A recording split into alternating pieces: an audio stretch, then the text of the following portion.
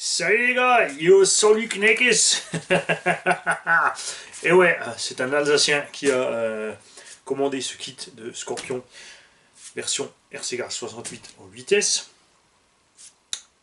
Il a voulu une peinture noire mat, il a donc reçu une peinture noire mat. Le précédent était parti, souvenez-vous, en gunmetal mat. Le propriétaire a mis les super stickers rouges du BXXL dessus, ça donne super bien. Donc on va voir ce que lui va nous faire avec. Je vous ai pas fait le film du montage ce coup-ci, ça avait beaucoup plus vite, j'ai laissé un indice de côté, j'ai fait comme ça venait. Je m'amusais à regarder le plan. En plus, comme j'étais déjà échauffé du dernier montage, et ben, ça allait très bien. Pare-choc avant RPM 2 slash de remotrice.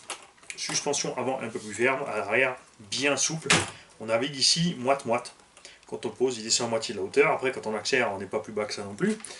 C'est pas un engin fait pour le gros tout-terrain et le bâche, c'est fait pour la prairie, se faire plaisir, des petits sauts en longueur, etc.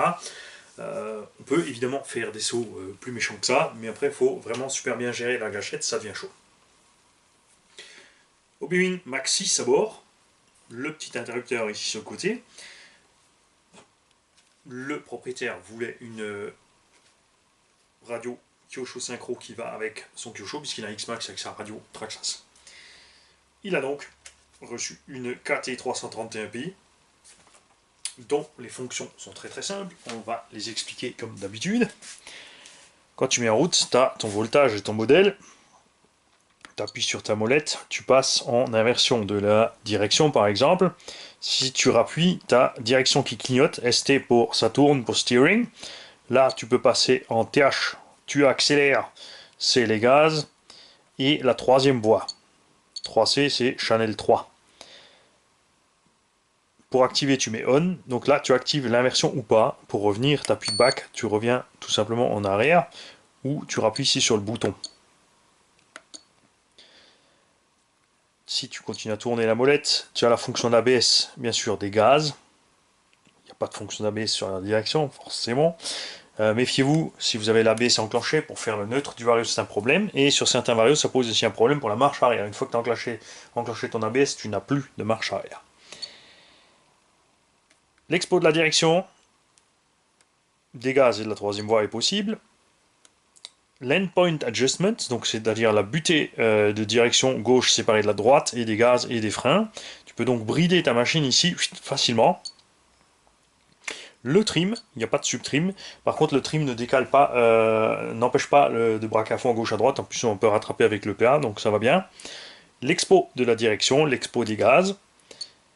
Et voilà, tu as fait le tour. Et donc c'est pas mal, c'est assez complet pour une petite radio qui livrait qu'un kit. Et c'est un exemple que devrait prendre l'Ozzy, par exemple. Parce que c'est Mimi Sarah, c'est la même merde de la radio. Hein. Alors, on a évidemment déjà programmé le neutre. 8 petits bips.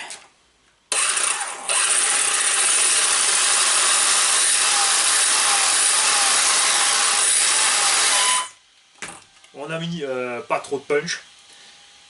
Un freinage en douceur, en deux roues motrices, c'est vital de freiner en douceur, sinon tu pars en cacahuète direct, c'est clair.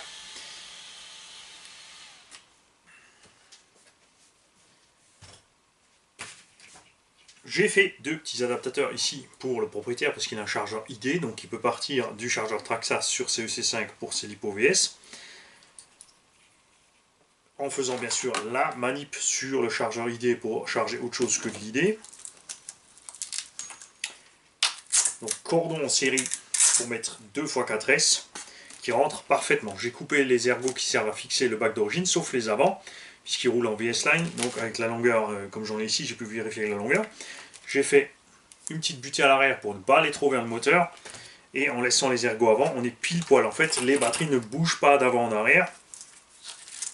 Effectivement, après on peut couper les ergots, on peut s'amuser à faire une partie à arrière moins butée pour déplacer encore la masse d'un centimètre ou pas.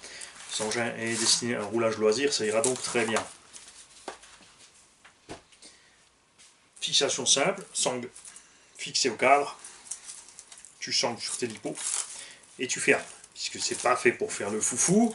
Il n'y a pas besoin non plus que les lipots soient fixés pour que tu puisses balancer l'engin sur l'autoroute. On a laissé la boîte radio devant ici. Comme ça, on a plus de dégagement au-dessus du moteur si tu veux monter un ventilo ou autre. Et puis j'aime bien faire différemment d'une machine à l'autre, tout simplement, comme ça chacun a la petite sienne, a sa petite sauce. Sinon ça vient du travail en série, ça c'est moins rigolo. Je t'ai fabriqué aussi un petit chat, comme ça, si tu veux rouler qu'avec une seule lipo, 4S ou 6S, il n'y a pas de souci.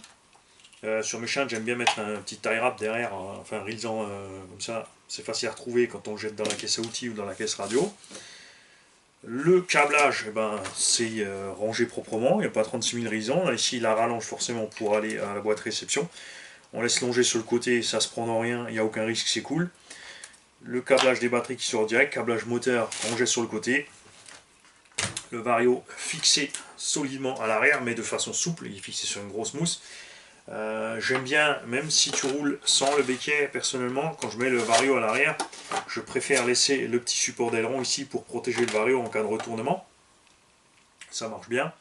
Donc le pare-choc avant qui est passé à l'arrière et le petit pare-choc qui repème en dessous. Pour le fixer, je le répète, 4 petits trous dans le châssis, 4 filetage M4 et c'est parti, c'est fixé comme il faut, solidement. Donc j'attends avec impatience de voir les photos de l'abonné quand ce véhicule sera fini avec sa déco à lui. Je vous souhaite à tous une belle journée, à bientôt les gars.